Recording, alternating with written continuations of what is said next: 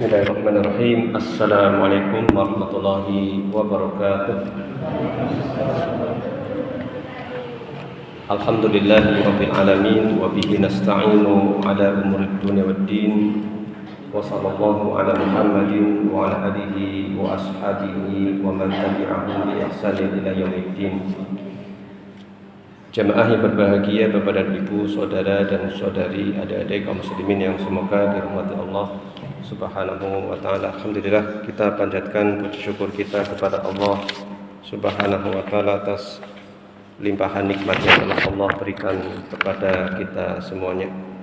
Semoga salawat dan salam akan senantiasa terlimpahkan kepada Nabi kita yang mulia, Nabi Agung Muhammad sallallahu alaihi wasallam, demikian juga kepada keluarganya, para sahabat dan segenap umatnya yang mengikuti ajarannya hingga akhir zaman. Bapak dan Ibu jamaah yang berbahagia, kaum muslimin yang semoga dirahmati Allah Subhanahu wa ta'ala. Pada ayat-ayat sebelumnya yang telah kita sampaikan, Allah Subhanahu wa ta'ala memberitahukan bahwasanya orang-orang yang menutupi kebenaran yang telah diturunkan oleh Allah Subhanahu wa ta'ala di dalam kitabnya, maka mereka mendapatkan akibat yang begitu berat konsekuensinya dari Allah Subhanahu wa ta'ala. Di antaranya mereka mendapatkan laknat dari Allah, dan siapapun yang bisa melaknat kecuali orang-orang yang bertobat.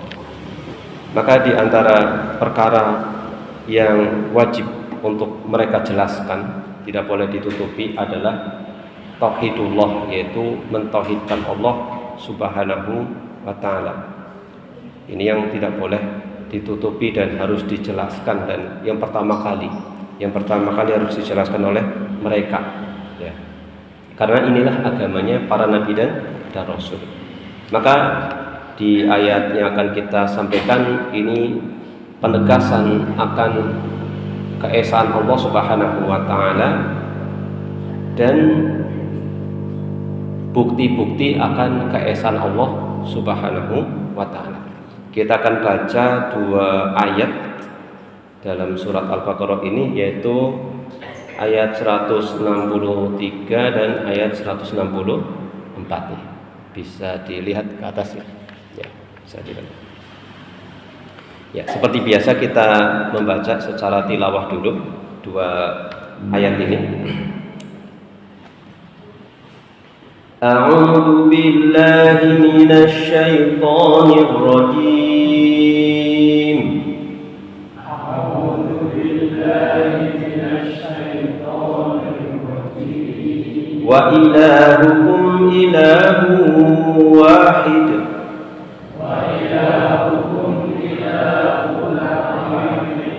La ilaha illa huwar rahmanur rahim.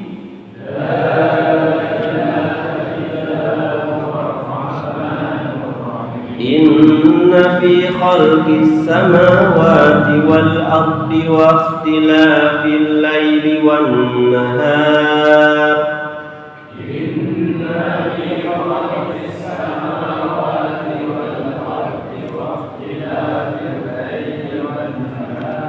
والفلك التي تجري في البحر بما ينفع الناس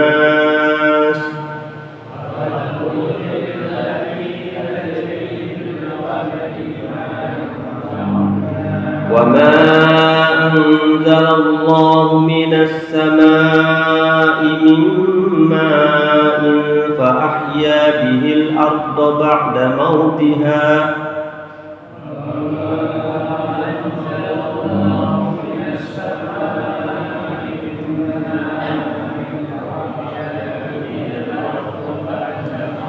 وبث فيها من كل دابة وتصريف الرياح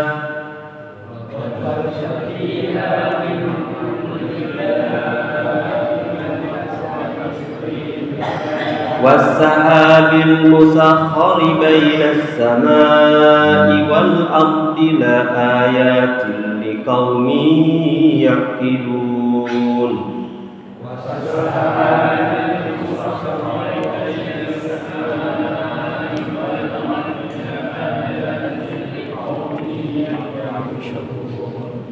Allah Subhanahu wa taala berfirman di ayat 163, wa ilahukum ilahu wahid la ilaha illa huwar rahmanur rahim.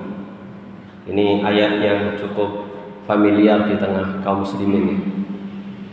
Dan Tuhanmu atau sesembahanmu adalah Tuhan yang Maha Esa atau Tuhan yang satu, dan Tuhanmu adalah Tuhan yang Maha Esa atau Tuhan yang satu. La ilaha illahu, tidak ada ilah, tidak ada sesembahan yang berhak untuk disembah dengan benar kecuali Dia. Ar-Rahman Ar-Rahim, yang Maha Pengasih, Maha Penyayang. Maha Pengasih, Maha Penyayang.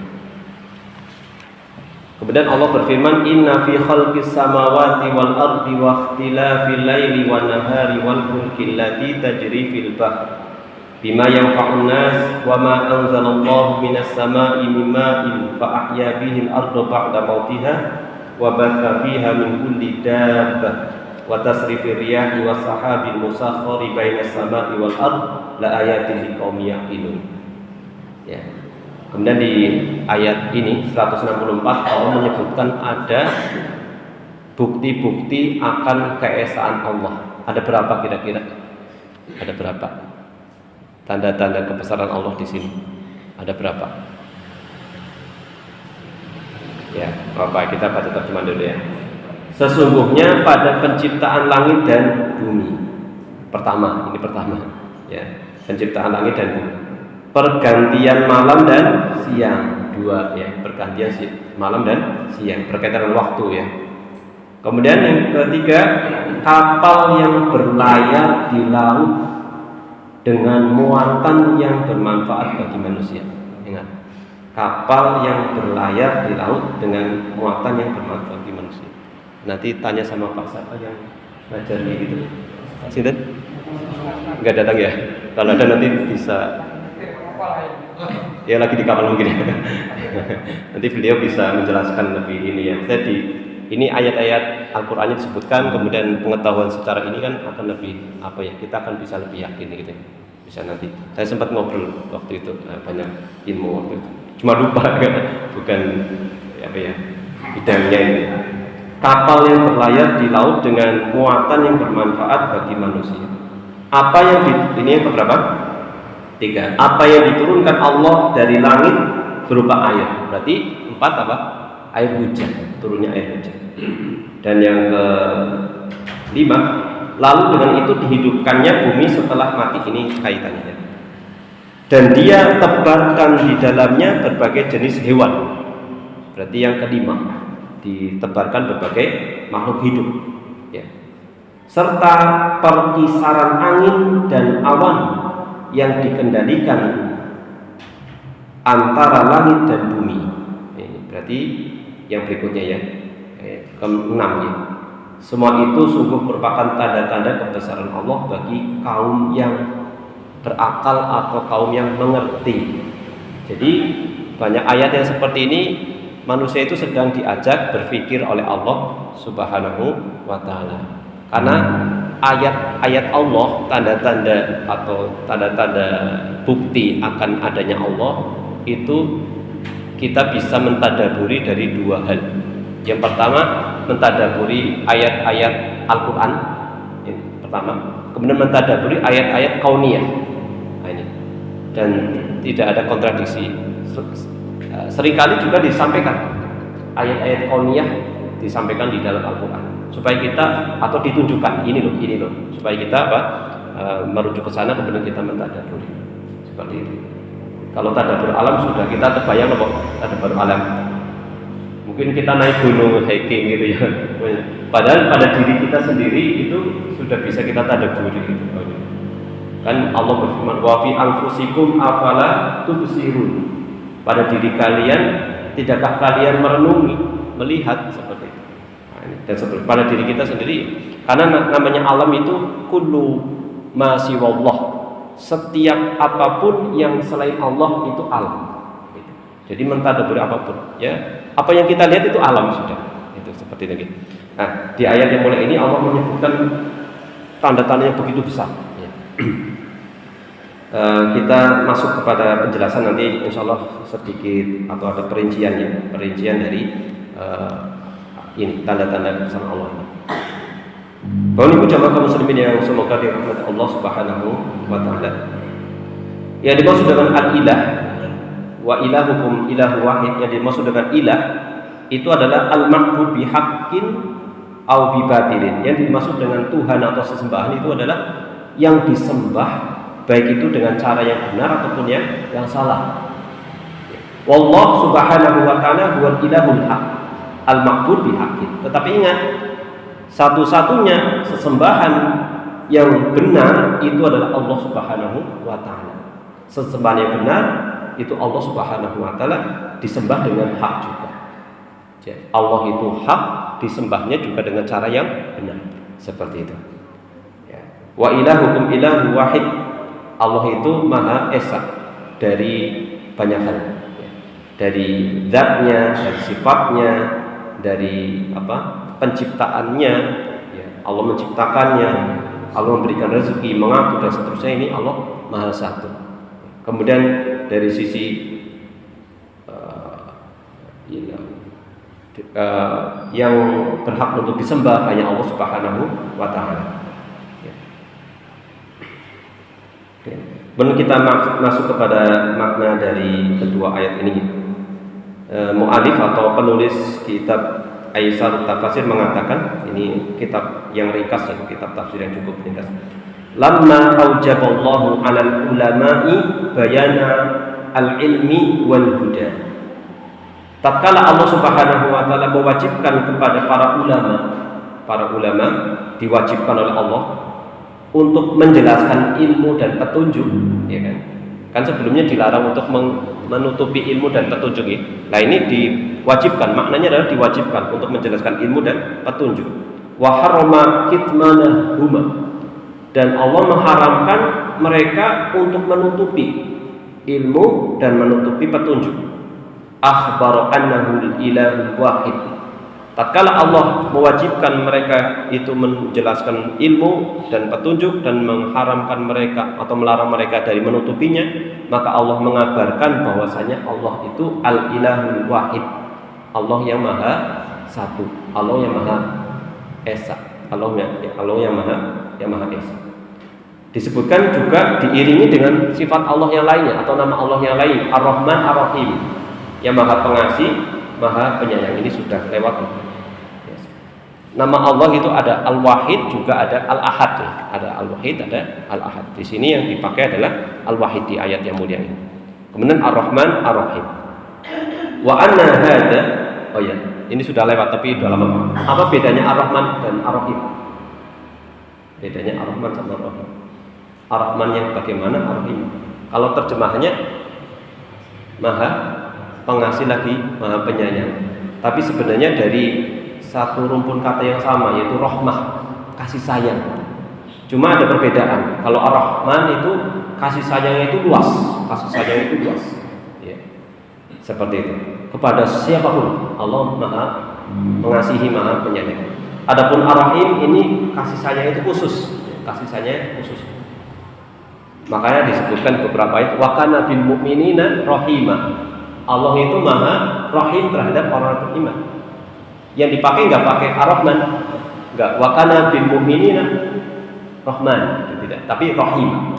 Gitu. Kenapa? Karena khusus yang disayangi itu orang-orang yang khususnya dicintai atau dikasih sayangi itu adalah orang yang khusus, itu orang yang beriman, orang yang bertakwa. Gitu.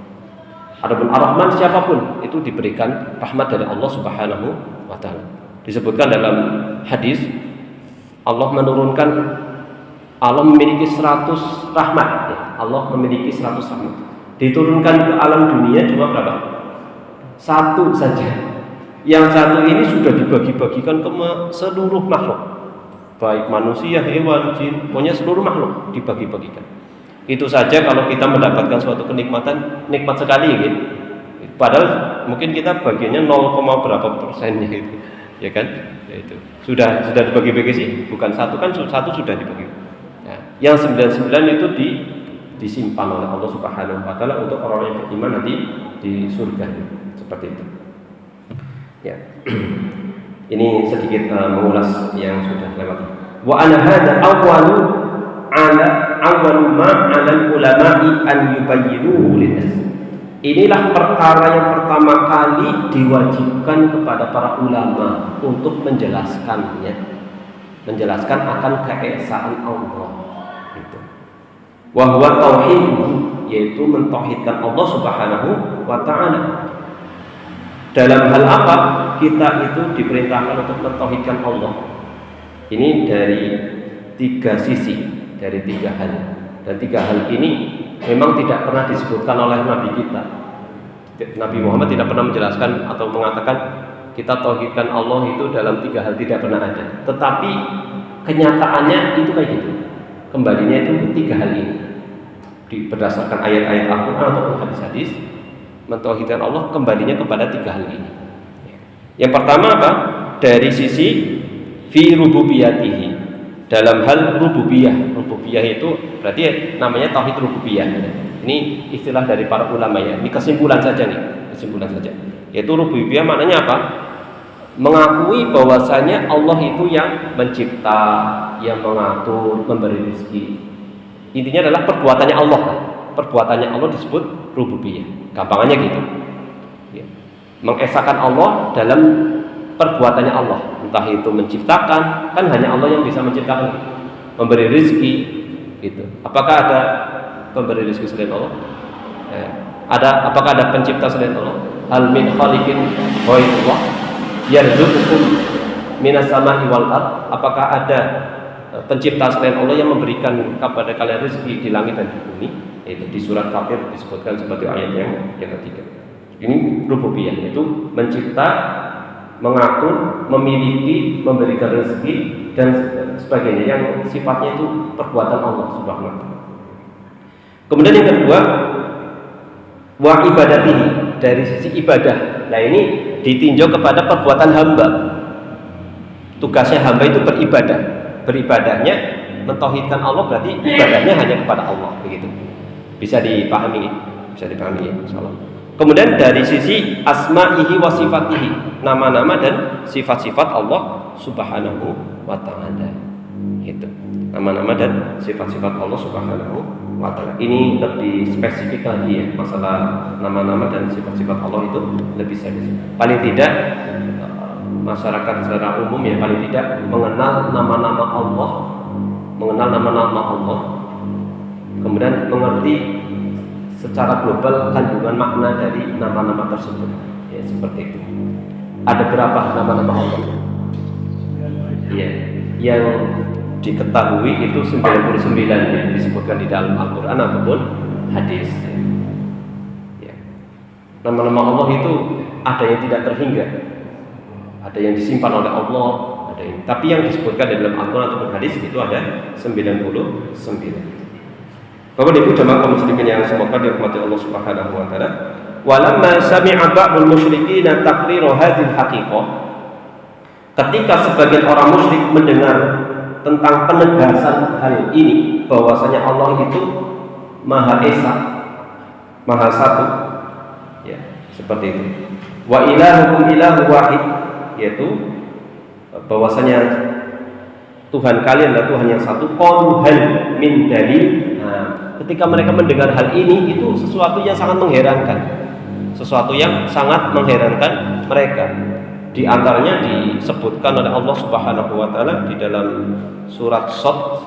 Kita sedikit baca ini.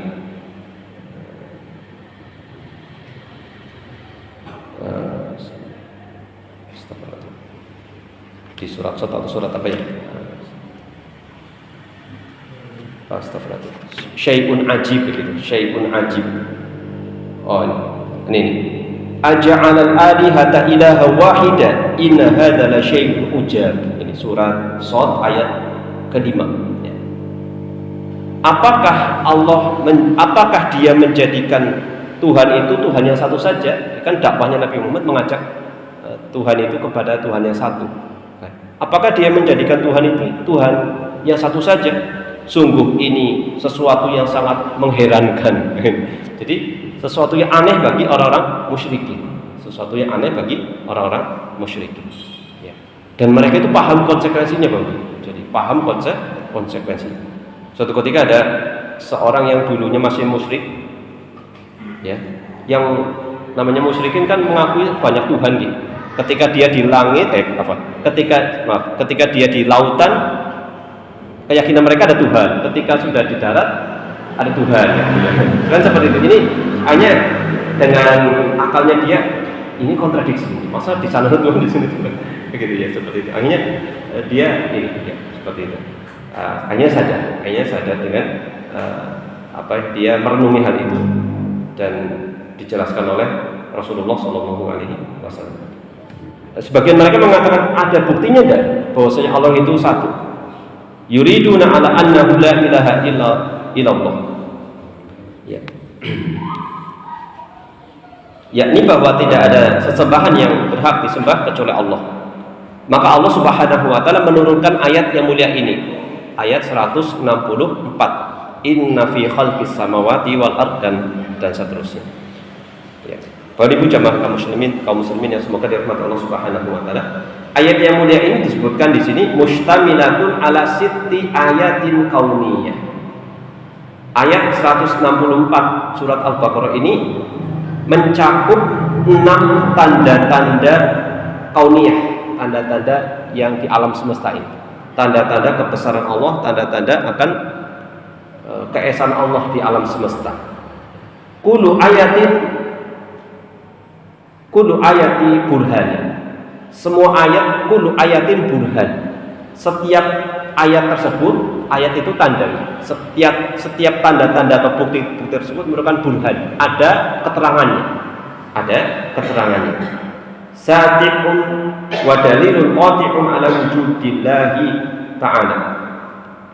Jadi masing-masing merupakan bukti kuat tentang adanya Allah, kekuasaannya, ilmunya, hikmahnya dan rahmatnya. Wa qudratihi, kuasanya, wa ilmihi dan ilmunya, wa hikmatihi wa rahmatihi dan rahmat Allah Subhanahu wa taala. Wa hiya kulluha mujibatun li ibadatihi. Semua tanda-tanda tersebut menuntut manusia untuk apa? Menyembah hanya kepada Allah Subhanahu wa taala saja. Intinya itu. Jadi intisari dakwahnya para nabi itu. Ya. Intinya adalah mengajak manusia untuk beribadah hanya kepada Allah Subhanahu wa taala. Dunaman siwahu, bukan selain Allah Subhanahu wa taala. Jadi mengajak manusia untuk hanya menyembah kepada Allah Subhanahu wa taala. Ya, sedikit tentang kata la ilaha illallah. Kata la ilaha ini terdapat 2 hal ya. Pertama, la itu tidak, artinya tidak ada, tidak. Berarti ini meniadakan. Ilaha, la ilaha berarti meniadakan sesembahan. Sesembahan semuanya ditiadakan. Kemudian ada ilah itu penetapan. Jadi ada peniadaan, ada penetapan. Yang ditiadakan apa? Semua sesembahan. Yang ditetapkan sesembahan itu hanya Allah saja. Jadi ini kalimat yang penekanan atau pembatasan. Sejatinya ya Allah saja yang pantas untuk disembah. Ya. Bisa dilihat surat Luqman atau surat apa ya itu, Pak bunyinya Pak, yang terakhir itu Wahid ya, Al-Haq wa anna Allaha huwal haq ya, wa anna ma yad'unahu min dunihi wal batil gitu ya, kurang lebih seperti nanti dan ayat-ayat lain. Jadi bahwasanya sembahan yang berhak, Tuhan yang benar adalah Allah Subhanahu wa taala. Karena namanya yang dijadikan sesembahan Tuhan itu banyak di dunia ini. Di dunia ini banyak sekali yang dijadikan Tuhan. Ada yang menjadikan malaikat jadi Tuhan, ada yang menjadikan nabi disembah, ada yang menyembah nabi, ada yang menyembah mungkin orang soleh disembah, ada apalagi benda-benda juga. Bahkan saya membaca dalam sebuah referensi di penjelasan Imam Ibnu Qayyim itu, kaum musyrikin itu ada yang menyembah api, ada yang menyembah air, seperti itu. Yang menyembah api itu benar-benar dijaga jangan sampai padam gitu. Dan punya filosofi tersendiri itu. Kenapa air? Karena ini sumber pelestarian, sumber kemakmuran dan seterusnya. Itu ada filosofinya. Ya seperti itu. Padahal itu semua adalah makhluk ciptaan Allah Subhanahu wa taala. Bahkan ada yang menjadikan Tuhan sesuatu yang mungkin khayalan, sesuatu yang tidak ada, jadikan Tuhan dan seterusnya. Kembali ke sini ya. Ini ada 6 nih, ada 6. 6 tanda tersebut adalah yang ini kita akan jelaskan. Yang pertama nih, apa saja 6 itu? Al-ula khalqus samawati wal ard wa huwa khalqun adim la yata'atta illa lil qadiri ladzi la ya'jizuhu syai'. Yang pertama adalah penciptaan langit dan bumi. Coba. Ini kita penciptaan langit bumi. Kita renungi penciptaan langit bumi. Yang langit diciptakan tanpa tiang, ya kan? Seperti itu. Kalau kita merenungi itu ya, tanpa tiang, dan banyak sekali lah yang bisa kita tadabburi. Kemudian bumi. Ya. Di ayat yang mulia ini disebutkan as-samawat. As-samawat. Ini adalah bentuk jamak dari as-sama. Jadi langit itu, kalau as-sama itu satu langit, kalau as-samawat itu banyak. Bisa dipahami. Tetapi al-ard itu satu bumi. Apa rahasia dari hal ini? Bisa ditangkap? Kalau kita kembalikan ke bahasa Arab, as-samawat itu bentuk jamak atau bentuk plural ya, banyak gitu. Tapi kalau al-ard mufrad atau tunggal. Kenapa langitnya itu dengan bentuk yang jamak, yang banyak, tetapi buminya cuma satu? Kenapa kira-kira? Menunjuk ya? Kenapa? Ya kayak gitu ya. Tapi tidak ada ayat yang tidak mungkin ada maksudnya. Tidak mungkin ayat, tidak mungkin ada yang tidak ada maksudnya ya. Ternyata langit itu kan dan bumi itu 7 lapis. Sama-sama 7 lapis nih. Ya, di surat At-Tolak disebutkan seperti itu ya. Di surat At-Tolak disebutkan langit 7 lapis, bumi 7 lapis. Tetapi bedanya langit itu meskipun 7 lapis tapi terpisah. Kalau bumi 7 lapis tapi kan gabung. Makanya jadi satu gitu, jadi satu. Maka disebutkan di sini tidak dengan inna fi khalqis samai, tetapi inna fi khalqis samawat.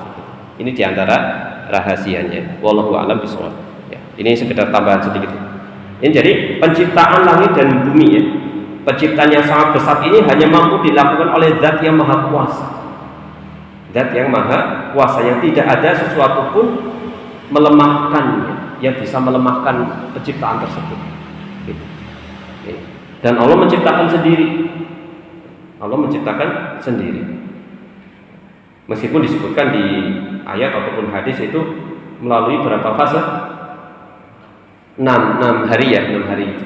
Ini untuk mengajarkan bahwa segala sesuatu ada prosesnya. Segala sesuatu ada prosesnya.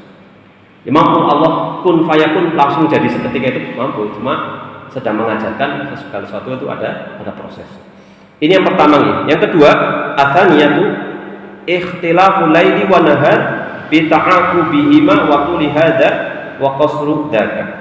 Pergantian malam dan siang.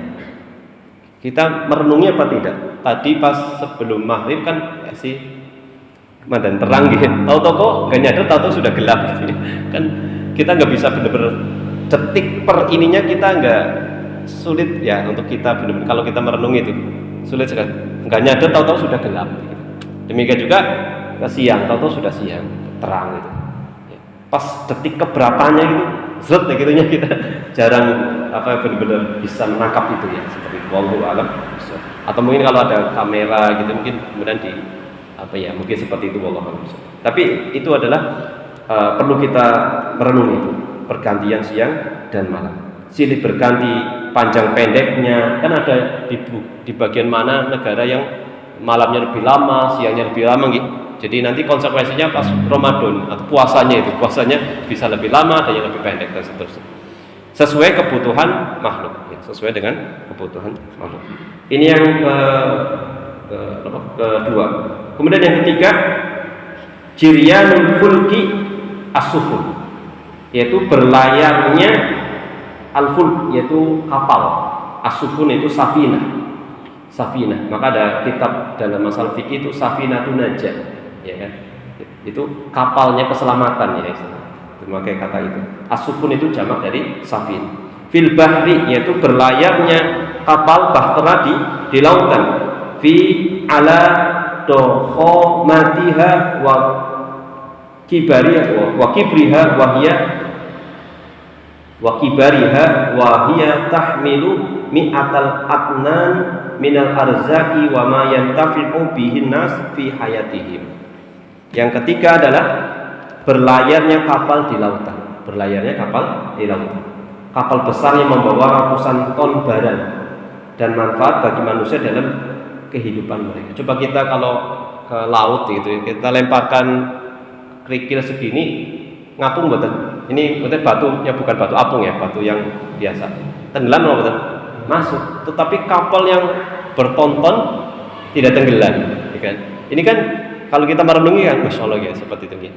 Nah ini jadi tanda kekuasaan Allah pada kapal yang berlayar. Pertanyaan, apa sisi tanda kekuasaan Allah pada kapal yang berlayar di lautan? Kira-kira sisi kekuasaan Allah itu di sisi apa? Ya. Jadi sisi tanda kekuasaannya terletak pada penundukan. Allah menundukkan kapal tersebut. Itu sisi apa kekuasaan Allah ditundukkan. Itu tadi kerikil atau batu yang kecil aja tenggelam, tetapi kapal yang besar sekali tidak tenggelam. Ini kan ditundukkan oleh Allah Subhanahu wa Ta'ala, sehingga ia dapat melaju di atas permukaan air. Selain itu, tanda kekuasaannya nampak pada kemampuan kapal untuk tetap terapung di atas air meskipun memiliki beban yang sangat berat. Bisa dilihat juga untuk penguat surat Yasin ya, surat Yasin ayat berapa? Siapa yang hafal? Wa min ayatihi, hafal betul? Surat Yasin.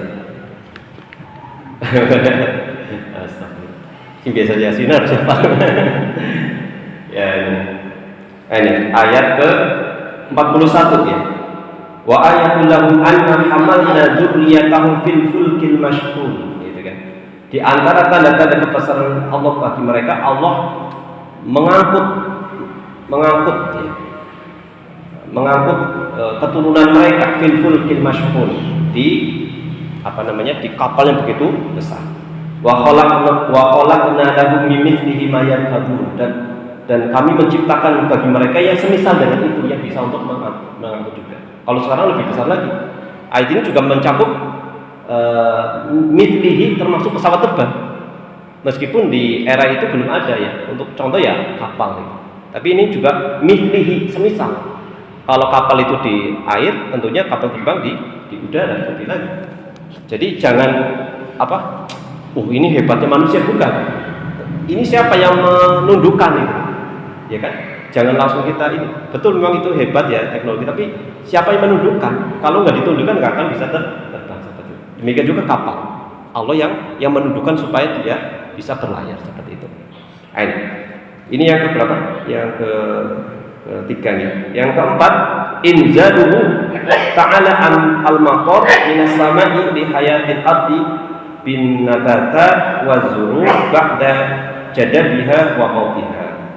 Turunnya hujan dari langit ini sekarang musim hujan apa musim kemarau? Secara jadwal kemarau, tetapi masih sering hujan. Ini juga semuanya ya Allah yang menurunkan ya. Walaupun jadwalnya kemarau, tetap hujan. Ya Allah yang menurunkan ya. Untuk menghidupkan bumi setelah kering dan mati, sehingga tumbuh tanaman dan hasil bumi. Dan di antara perkara gaib itu apa? Turunnya hujan. Detik keberapa turunnya, kemana saja itu semuanya meskipun diperkirakan begini, tapi tetap Allah yang maha mengetahui. Kemudian yang kelima, tasrifu ariyah harah wa baridah mulkihah wa ghairu mulkihah, syarqiyah wa gharbiyah, syamaliyah, janubiyah bihasabi hayatin nas wa ma tatlubuhu hayatuhum. Yang kelima adalah peredaran angin. Berjalannya angin itu peredaran angin. Kadang panas, dingin, membawa hujan atau tidak dari berbagai arah sesuai kebutuhan kehidupan manusia. Ada angin dari barat, ada timur, dan seterusnya. Ya.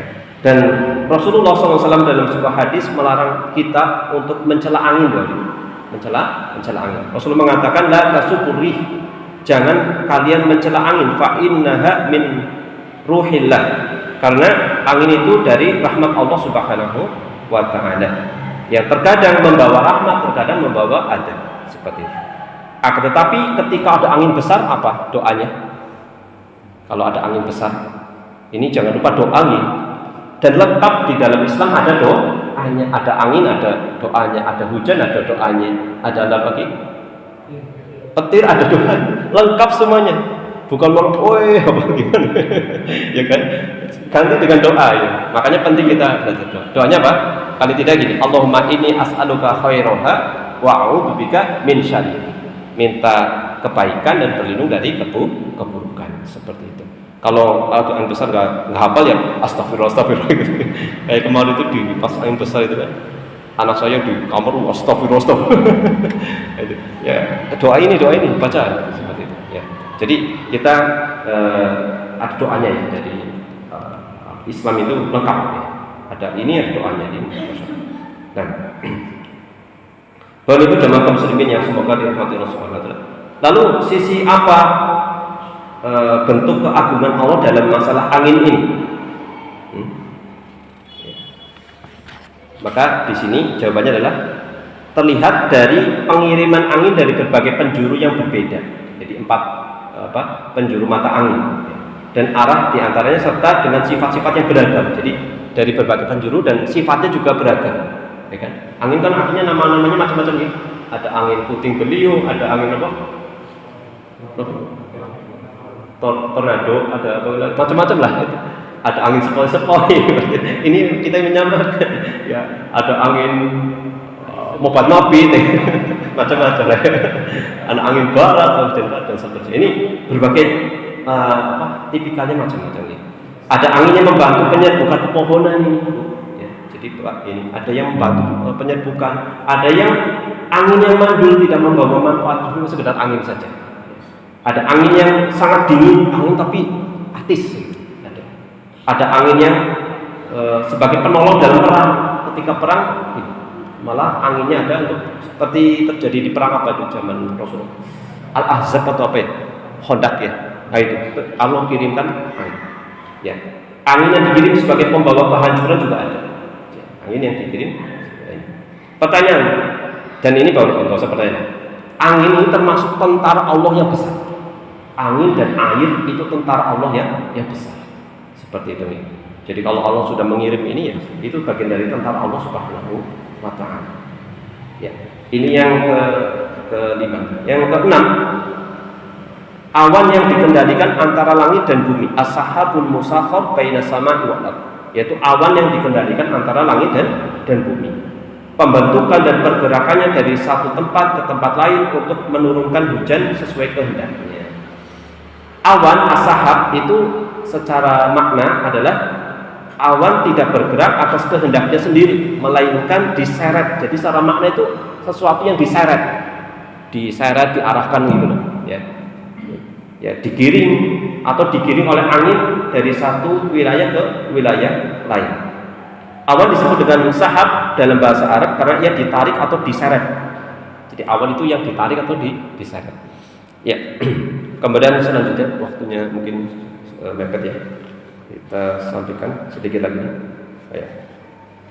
Dalam ke-6 ayat ini terdapat bukti terbesar dan dalil terkuat atas eksistensi atau keesaan Allah Subhanahu wa taala, wujud Allah Subhanahu wa taala, serta ilmu Allah, kekuasaan Allah, hikmah dan rahmat Allah Subhanahu wa taala. Oleh karena itu, dialah Tuhan semesta alam, Tuhan bagi orang-orang dahulu maupun yang akan datang. Tidak ada Tuhan selainnya dan tidak ada sesembahan kecuali Dia. Namun yang mampu menemukan bukti-bukti ini, nah sekarang siapa yang bisa melihat bukti-bukti ini? Itu nanti disebutkan di akhir ayatnya. Dan melihatnya terpampang nyata dalam ayat-ayat tersebut hanyalah orang yang berakal. Orang yang berakal. Adapun orang yang tidak memiliki akal, karena ia tidak melumpuhkan, karena ia telah melumpuhkan akalnya. Jadi punya akal tapi dilumpuhkan, dinonaktifkan akalnya, tidak merenungi. Jadi supaya akal kita itu berguna, itu bermanfaat untuk kita, itu kita gunakan untuk merenungi ayat-ayat Allah Subhanahu wa taala. Dengan tidak menggunakannya untuk berpikir, memahami dan merenung, serta justru memperturutkan hawa nafsu. Maka ialah orang yang disebutkan oleh Allah orang yang buta, tidak dapat melihat apapun, tuli, tidak dapat mendengar apapun dan seterusnya. Ya karena waktunya sudah ini sudah ada tanda, kita sampaikan kesimpulan. Saya sampaikan langsung ke maknanya. Ada 4 kesimpulannya. Pertama, tidak ada sesembahan yang benar untuk disembah selain Allah Subhanahu wa taala, sehingga ibadah tidak sah kecuali tidak sah yang ditujukan kepada Allah. Jadi ibadah itu hanya sah ketika hanya ditujukan kepada Allah Subhanahu wa taala, karena dialah sesembahan yang benar. Kemudian yang kedua, tanda-tanda alam di langit dan bumi membuktikan adanya Allah sebagai Tuhan dan ilah yang sempurna. Coba, adakah makhluk yang bisa membuat seperti itu? Gak bisa ya, hanya Allah Subhanahu wa taala. Dan yang ketiga, ayat-ayat Al-Quran juga membuktikan adanya Allah serta kebenaran kenabian Nabi Muhammad SAW. Dan yang keempat, Ibu, manfaat dari ayat-ayat baik ayat Al-Quran maupun tanda alam hanya didapat oleh orang yang menggunakan akalnya, bukan yang mengikuti hawa nafsu. Jadi ayat itu ada 2, ayat kauniyah, ayat Qur'aniyah. Ayat-ayat kauniyah ya terdapat di alam yang dibentangkan di alam semesta ini. Ya, ketika kita melihat apapun ini ada sebenarnya kita bisa merenungi dan seterusnya. Kemudian ayat di dalam Al-Quran itu. Masya Allah. Ya kan banyak ilmuwan kafir masuk Islam gara-gara meneliti sesuatu kemudian terdapat di dalam Al-Quran gitu kan. Seperti itu. Contohnya surat Ar-Rahman itu, ada ilmuwan yang masuk Islam. Bainahuma barzakhu la yabghiyan. Seperti itu ya. Ada pertemuan antara air laut sama air payau ya, air tawar gitu ya, seperti itu dan seterusnya. Ada juga sungai yang di bawah gitu, itu akhirnya masuk Islam ya, seperti itu disebutkan ya, seperti itu ya. Mungkin itu ya, yang bisa kami sampaikan. Cukup nih, tidak ada pertanyaan, cukup tinggal direnungi tadi. Ya. Subhanallahumma wa bihamdika asyhadu an la ilaha illa anta astaghfiruka wa atubu ilaik. Wassalamualaikum warahmatullahi wabarakatuh.